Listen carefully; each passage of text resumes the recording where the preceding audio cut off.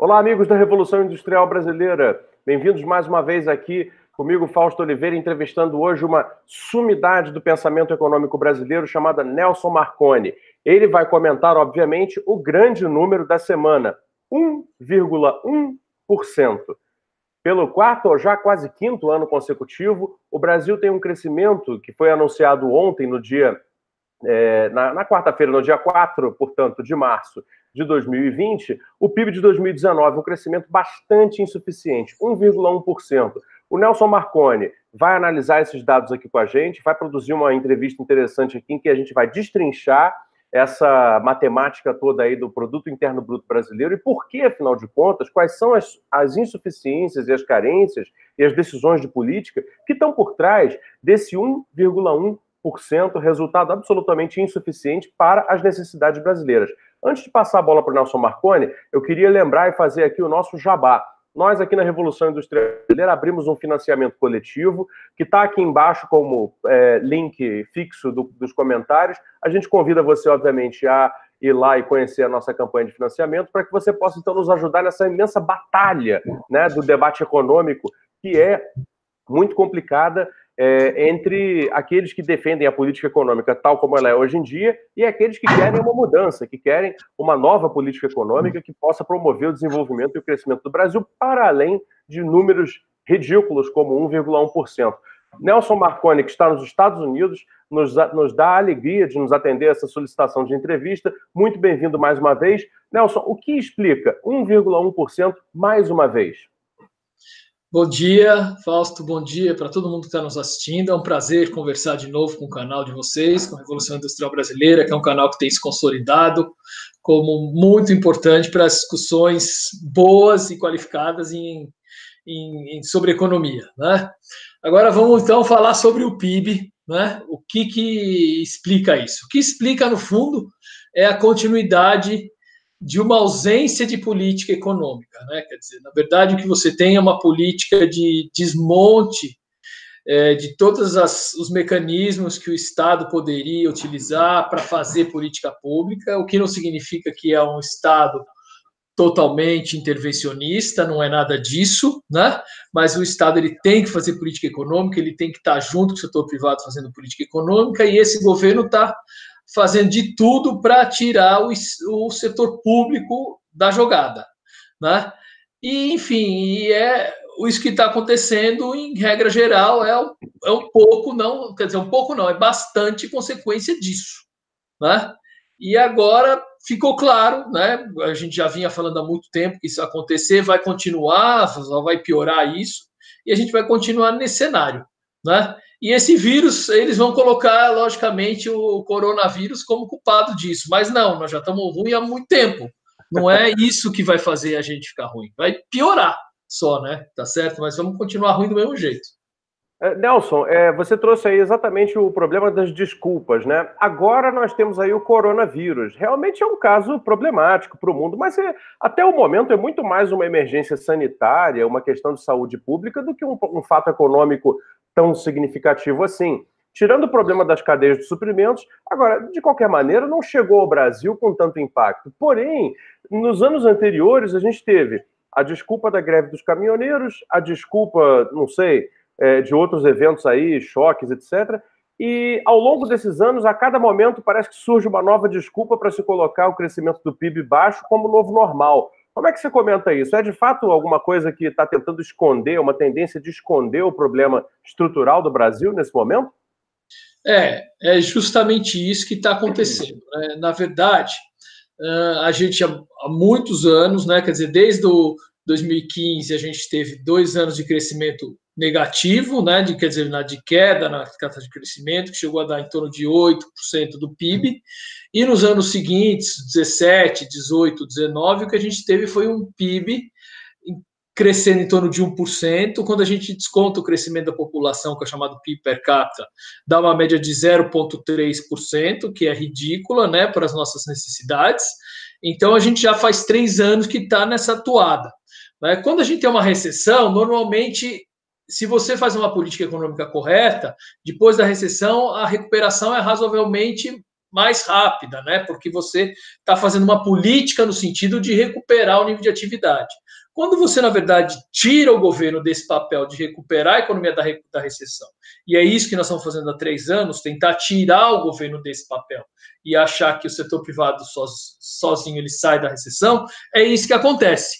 A gente vai continuar nesse ritmo muito baixo. E aí o governo precisa arrumar um monte de desculpa, né, para poder justificar esse crescimento baixo. Então, é a greve dos caminhoneiros, né?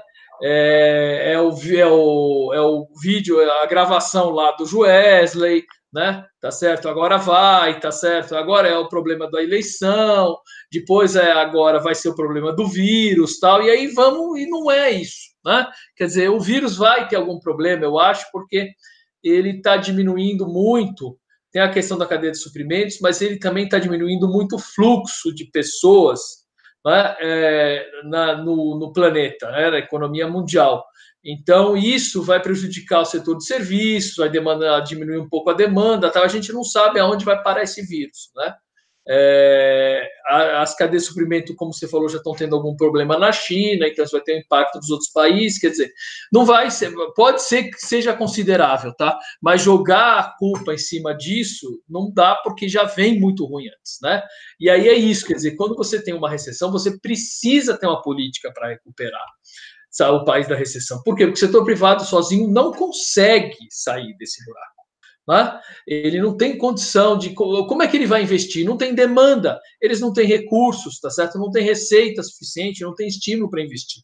Ou você tem uma política pública para tirar o país do buraco, ou então você vai continuar no buraco. É isso que a gente está vendo. Chega o absurdo, né, da equipe econômica querer separar o PIB público do PIB privado, quando as duas coisas estão absolutamente interligadas. Quer dizer, o privado ajuda a receita do público, e o público, dependendo das políticas que ele faz políticas bem feitas, ele vai ajudar o privado. Mas não tem como você separar isso, né? Tá certo? Dá para você separar só o gasto de um e do outro, né? Mas depois todos os outros efeitos, um depende do outro. Quer dizer, é uma coisa absolutamente sem pé nem cabeça, né? Tá certo? Que está acontecendo em termos de ausência de política econômica, digamos, né? Tá? Nelson, exatamente, isso me lembra muito a famosa fórmula do PIB, né? Que é basicamente dizer o seguinte: o PIB seria a soma de... você me corrija, por favor, aí na sua ciência econômica, que não é a minha, seria a soma de consumo de governo, consumo de famílias, mais investimentos, mais exportações, menos importações, correto? É isso mesmo? Correto, exato. E dentro dessa decomposição da somatória do que é o PIB, você, portanto, tem que ter o consumo do governo entrando ali, né, junto com o das famílias. Tudo aí é interligado. Mas, decompondo cada um desses fatores, assim, o que você avalia que está prejudicando mais e o que poderia estar ajudando mais a recuperação? Então, veja bem,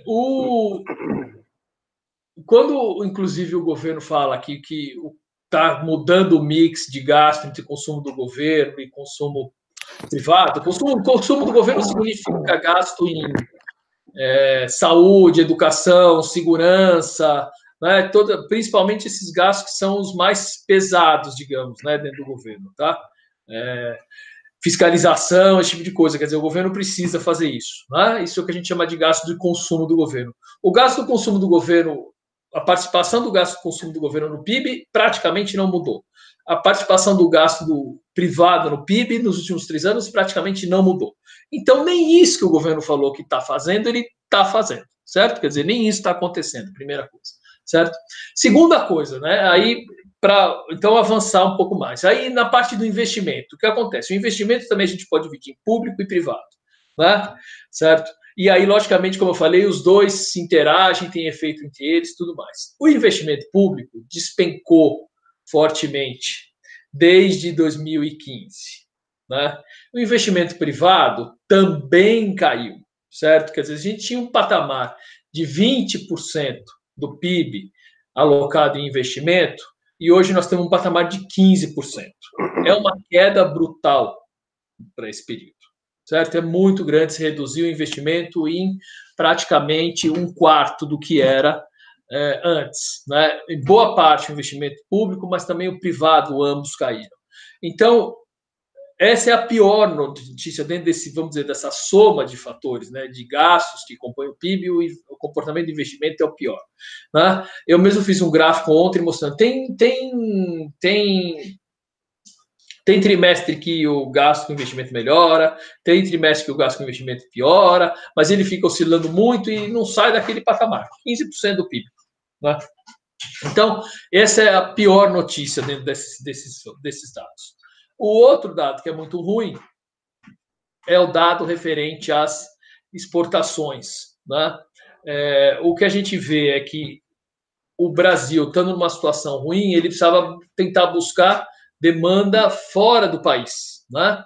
Através das exportações. E as exportações também caíram ano passado. Né? E as importações só não cresceram e só não cresceram mais porque o câmbio está no patamar que está.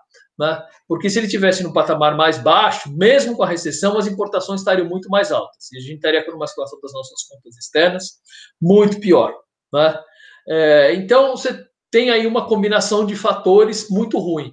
O que poderia tirar a gente da recessão seria justamente você, já que o setor privado não tem recurso para investir, não tem demanda, ele teria que buscar, não o setor privado, desculpe, o país, né, enquanto política econômica, teria que buscar essa demanda ou lá fora, via exportações, certo? Ou teria que aumentar o investimento público. O investimento público está desabando e as exportações ele está perdendo. Então, o que acontece? Não tem por onde a gente sair. O setor privado não tem hoje capacidade, digamos, de investir, né, em termos de recursos, tal, de receita, para poder bancar essa recuperação. Né? Quando você aí você pode falar para mim assim, mas as exportações não recuperaram por quê? Né? O câmbio não está no patamar correto, o câmbio está no patamar acima, inclusive, do que deveria estar já, certo? Está mais valorizado do que precisaria. Mas, enfim, isso é culpa de tudo que está acontecendo aqui nesse governo. As pessoas estão tirando dinheiro do país assustadas, né, com tudo que está se vendo aqui.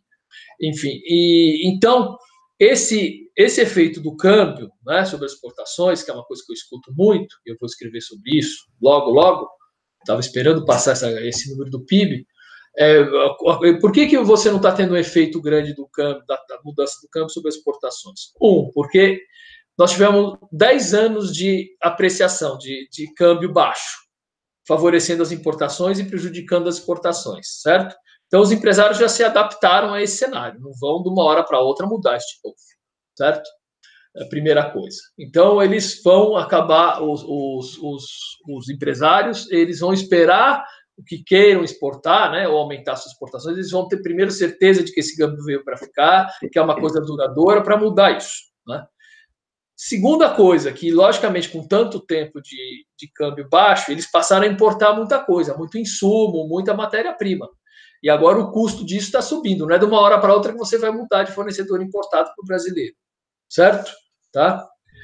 A terceira coisa é que nós fizemos muita bobagem, né, na política externa. Então, a gente perdeu mercado lá fora, né, para vender os nossos produtos avícolas, digamos, né, quer dizer, frango, esse tipo de coisa.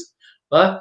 A gente perdeu o mercado de soja na China, certo? Porque a gente caminhou mal as questões, foi lá se alinhar aos Estados Unidos, quando na verdade a China fez um acordo com os Estados Unidos, né? Então nós estamos perdendo o mercado na China, e eles estão, na verdade, fizeram um acordo com os Estados Unidos, a gente ficou, né, muito mal nesse acordo, né? Saiu numa situação muito mal. A gente perdeu exportações para a Argentina, e por uma questão interna lá da Argentina, e a gente perdeu as nossas exportações de aviões, tá certo? Que caíram fortemente no ano passado, porque a gente fez esse absurdo, que é um crime, de abrir mão da Embraer, né, e entregar ela para a Boeing, assim, da forma como a gente entregou. Então, toda essa queda das exportações que ocorreu não tem nada a ver com câmbio, certo? Primeira coisa.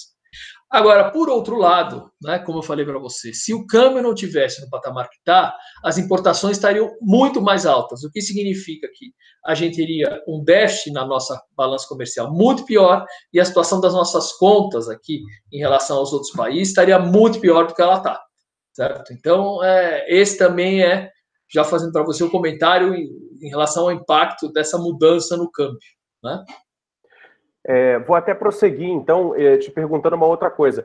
Você que tem a experiência até de já ter participado de políticas públicas e é um grande economista e professor aí, um especialista na macroeconomia do desenvolvimento, você acha, Nelson, que diante desse cenário das contas externas que prejudica aí o nosso balanço interno, né, doméstico, o governo vai passar a queimar as reservas internacionais para tentar controlar uma maxi desvalorização do real? Seria possível isso?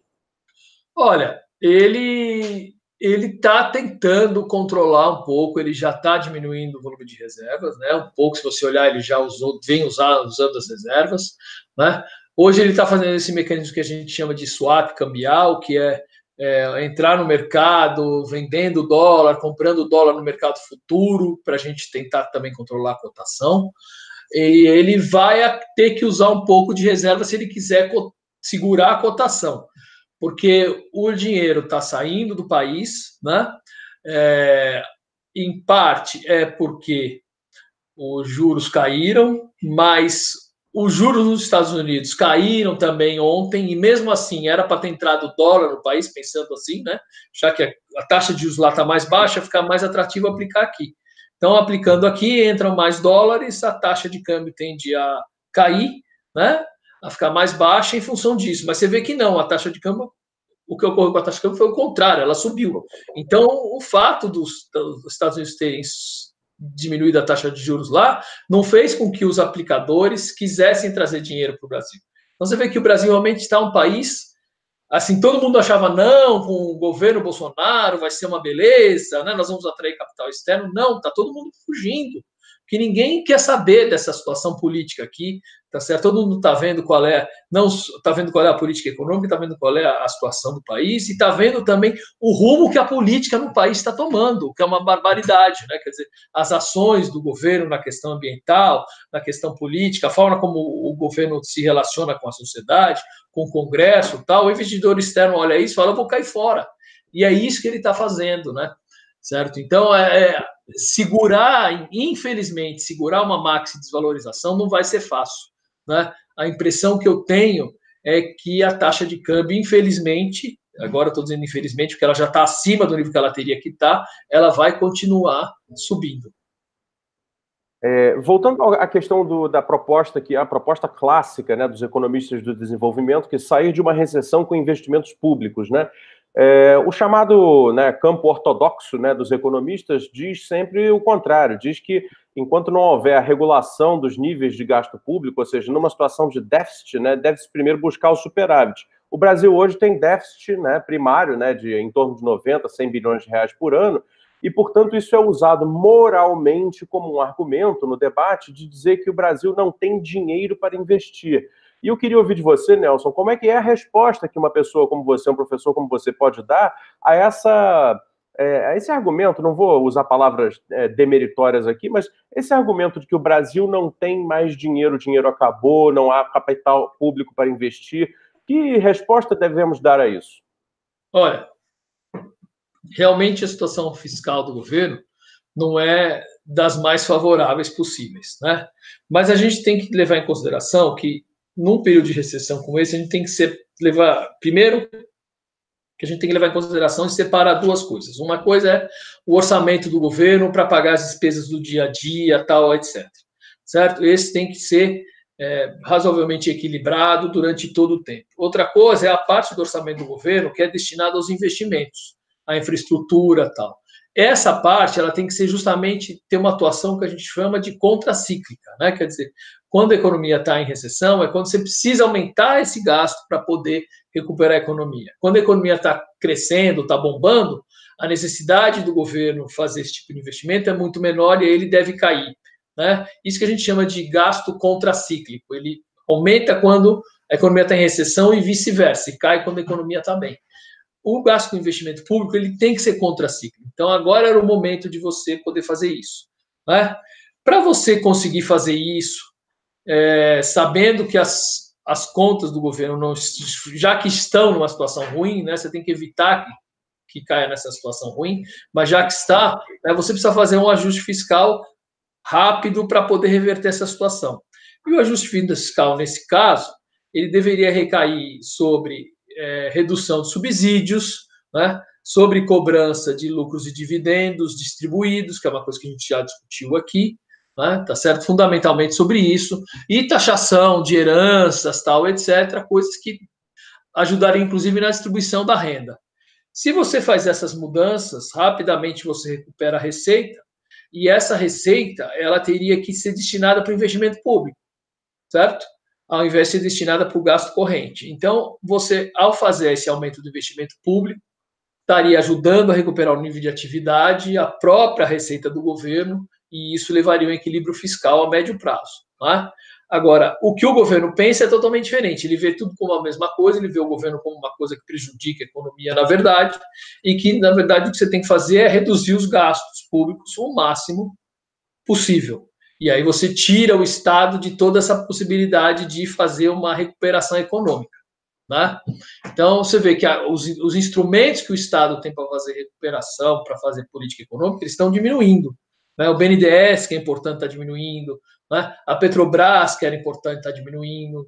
Né? O governo está diminuindo o próprio recurso que ele coloca direto no investimento. Quer dizer, ele está matando a capacidade de recuperação da economia brasileira. Até quando isso vai prosseguir, eu não sei. Vamos ver em algum momento. Né? A gente sabe que o presidente não entende praticamente nada de economia, mas ele tem o feeling político de perceber que a coisa não está melhorando. Em algum momento, eu já falei isso há muito tempo, ele vai pedir uma mudança nisso, com essa equipe ou outra equipe, mas esse mantra, tá certo? Essa religião, esse dogma que essa equipe está usando de acabar com o setor privado, né? Desculpe, que é de acabar com o setor público, né? Na verdade eles estão acabando com o setor privado, exato. Esse dogma que eles estão dizendo, não precisa mais ter setor público na economia, na verdade o que está acontecendo é que eles estão acabando com o setor privado. Ontem eles falaram um absurdo, inclusive, tão grande, né? Parece que eles brincam com a sociedade, né? Eles devem escrever isso e dar risada, só pode ser, né? Depois. E falar, eu estou brincando com todo mundo. Eles falaram assim, o fato da indústria ter perdido participação no PIB é bom, porque isso significa o que eles chamam de misallocation de recursos, quer dizer, má alocação dos recursos, né? Quer dizer, se a indústria está diminuindo de tamanho, é porque o mercado está dizendo que ela tinha que ser menor, o que é uma loucura totalmente deslavada. Todos os países estão preocupados com essa questão da estrutura produtiva, com política industrial, tal, etc. E aqui nós estamos fazendo uma coisa que é uma loucura que não tem base, tá certo? Em nenhuma política econômica, nenhum país do mundo está fazendo isso.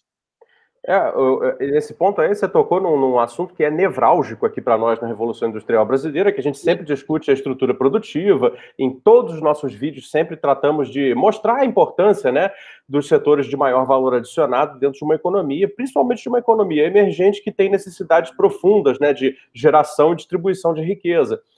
Esse argumento da misallocation, ele é muito curioso, porque, na verdade, ele é uma espécie de argumento, né, das vantagens comparativas 4.0. Né? Basicamente, ele quer dizer que, naturalmente, entre aspas, se tiraria a alocação de recursos de atividades nas quais nós não teríamos vocação, vantagem comparativa, ou seja lá o que for, e iria tudo, então, para aquela nossa vantagem comparativa, que seria o agropop, o agrotech, o agrotudo. Né? Ou seja, realmente parece que querem, né, deliberadamente, através desse novo argumento, refazer a fazenda colonial brasileira. Né? E, bom, não por coincidência, começa a acontecer essa sequência de resultados tão funestos, né, da economia. Para você que tem cabeça de desenvolvimentista, te surpreende que o resultado econômico vá em declínio simultaneamente ao fato de que eles defendam a realocação de recursos exclusivamente na nossa suposta vantagem comparativa, que é a agrícola?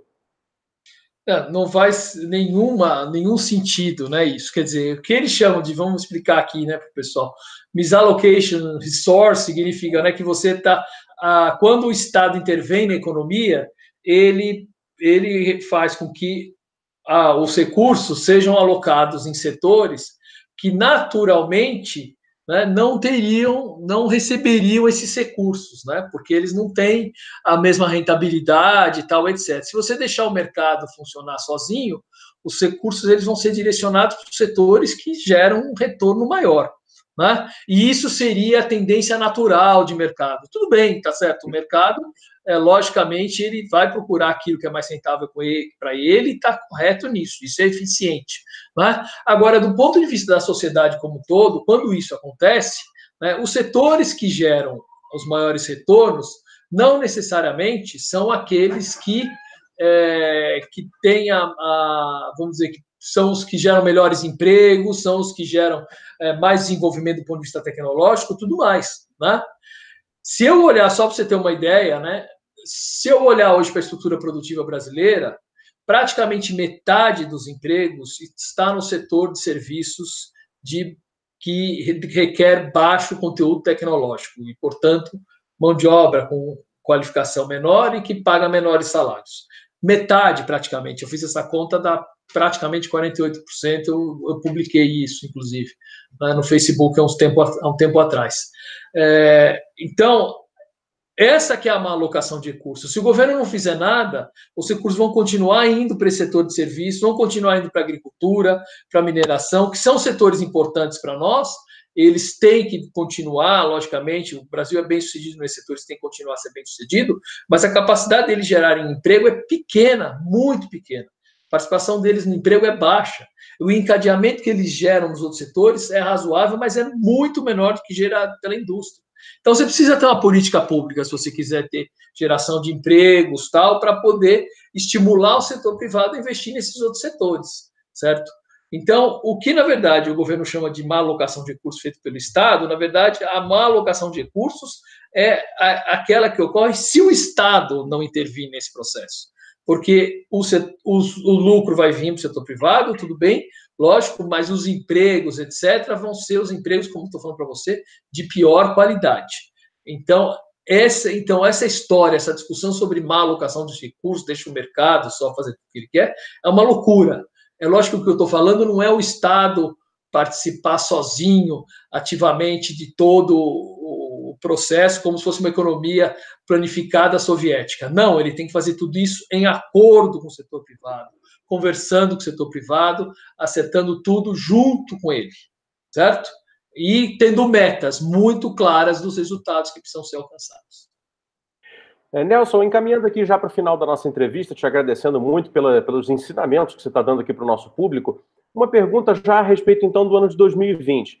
Houve até uma certa polêmica aí em relação às previsões, né, que estavam talvez um pouco exageradamente otimistas, né, para o ano de 2020. Agora, muita gente já começou a botar o pé no chão e cair na real. Eu queria te perguntar, não a sua previsão, não quero um número, mas assim, qual a possibilidade que nós temos nesse ano de 2020 de voltarmos a crescer, ou se não há nenhuma, se vamos continuar patinando como estamos agora, à luz do seguinte fator: nunca tivemos uma taxa de juros tão baixa, né? A Selic aí, agora, se eu não me engano, está a 4,25, né? Mas, enfim, já se fala em novos cortes. Isso, pela teoria, deveria ativar, né? Deveria contribuir como ativação da atividade econômica. No entanto, não é isso que está acontecendo. Diante de tudo isso, com esse carreamento que vem de 2019, ainda que com menores juros da história e uma inflação absolutamente controlada, o que vai acontecer em 2020? Então, o que vai acontecer em 2020 é que a gente vai continuar patinando, infelizmente, e talvez até com um crescimento um pouco menor, dependendo do impacto realmente do coronavírus, que a gente não sabe muito bem ainda como é. Mas realmente, em termos, por exemplo, eu falei a questão do serviço, tudo mais, porque viagens, esse tipo de coisa, está absolutamente tudo paralisado, certo? Então você pensa, né? Eventos, reuniões, tal, esse tipo de coisa que gera um certo movimento na economia, transporte aéreo, tudo mais, está tudo paralisado no mundo inteiro. Então isso vai ter um impacto para todo mundo. Fora a questão da China, que vai diminuir a produção, já está diminuindo, tudo mais, né? Então, quer dizer, a gente já, independente de ter essa questão do vírus, a gente já ia continuar patinando nessa casa de 1%.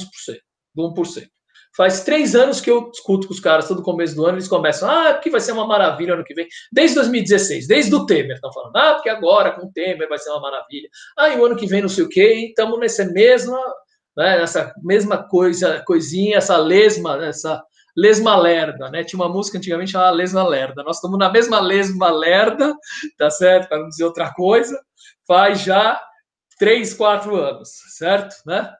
Então, essa lesma lerda vai continuar, né? Só que vai ser um pouco pior por causa do coronavírus. Agora, logicamente, nós temos uma inflação baixa, temos uma taxa de juros baixa, isso ajuda um pouco, a não ser pior, né? Agora, veja bem, a taxa de juros está tão baixa, a inflação está tão baixa também, porque a gente está com desemprego muito alto. Então, quer dizer, por um lado, você tem um sinal da taxa de juros baixa, a inflação baixa, né? Mas, por outro lado, isso, em boa parte, é porque o desemprego está muito alto. Então, é a própria fator que gerou a inflação baixa e a taxa de juros, a queda da taxa de juros, atrapalha o crescimento, por um lado, porque nós exageramos na dose, na taxa de juros lá atrás. Agora, com essa taxa de juros mais baixa, o que pode acontecer é que, e já vem acontecendo desde o ano passado, é que uma parte desses recursos que hoje estavam no mercado financeiro migram para a esfera imobiliária, certo? Você começa a ver outras alternativas de rendimento. Então, você vê o mercado imobiliário, somente nos grandes centros, São Paulo, tal, algumas cidades da região sudeste, aquecendo de novo. Então, isso pode ajudar um pouco a ter uma queda um pouco pior.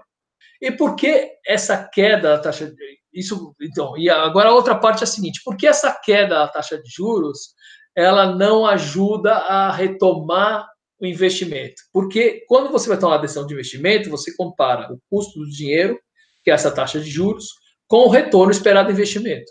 E o retorno esperado do investimento continua muito baixo. Todo mundo sabe que não vai ter, não tem recurso, não tem o setor privado se investir, ele não vai ter um retorno suficiente para bancar o investimento, para fazer com que valha a pena o investimento. Então, simplesmente o setor privado não investe, certo? Então, mesmo que a taxa de juros caia, certo? Isso já aconteceu no Japão no passado, já aconteceu em outras economias, é uma coisa que a gente chama armadilha pela liquidez, a taxa de juros não aumenta, certo?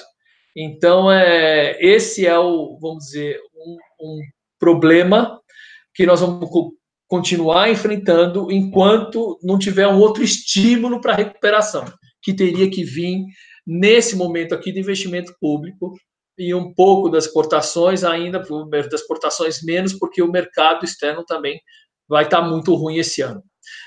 E o governo não vai fazer isso, então está na cara que nós vamos continuar patinando, tá? É isso que vai acontecer. Infelizmente, né? Eu gostaria de ter outra previsão, mas eu não consigo formular outra previsão dado esse cenário que está aí hoje. Perfeitamente. Bom, esse foi Nelson Marconi em mais uma colaboração aqui com a Revolução Industrial Brasileira. A gente agradece muito. O Nelson está passando uns meses lá nos Estados Unidos estudando com um dos maiores especialistas do mundo em desenvolvimento industrial e novas perspectivas, né, para os países emergentes conseguirem crescer e se desenvolverem, que é o Danny Roderick, né? Futuramente, quando ele voltar, a gente vai se encontrar pessoalmente aqui e vamos fazer reportagens interessantes sobre, né, o que apareceu de novidade aí nessa sua empreitada lá junto ao Danny Roderick lá nos Estados Unidos. Nelson Marconi, muito obrigado. Eu deixo aberto aí para você dar uma palavra de despedida para a gente encerrar nossa entrevista. Tá bom, Fausto. Muito obrigado. Foi uma conversa muito boa, como sempre, alto nível. Você conhece muito do assunto também. E eu espero também, justamente aqui, poder ajudar vocês. Eu estou aqui para tentar pesquisar setores que podem gerar bons empregos, tal, é esse trabalho que eu estou desenvolvendo junto com o Danny Roderick aqui, e a gente pretende com isso, pretendo ajudar, inclusive, a gente discutir formulação de política pública, que é o que me interessa, a gente precisa gerar bons empregos, essa que é, talvez, um dos objetivos principais, se não o principal, da política econômica, né? Para depois, logicamente, ter melhoria das condições de vida, distribuição de renda, tudo mais. Mas tudo isso passa pela geração de bons empregos. Então é isso. Obrigado para todo mundo aí pela atenção e a gente vai se falando, tá? Um grande abraço. Ok, Nelson, muito obrigado novamente. Você que nos assiste, se inscreva aqui na Revolução Industrial Brasileira, o canal que traz as melhores informações sobre economia, daquele jeito que é diferente que você vê na televisão e nos jornais, sempre pensando as grandes questões e o futuro do Brasil dentro de uma perspectiva de, sonhado, né? Desenvolvimento, crescimento de longo prazo. Muito obrigado e até uma próxima.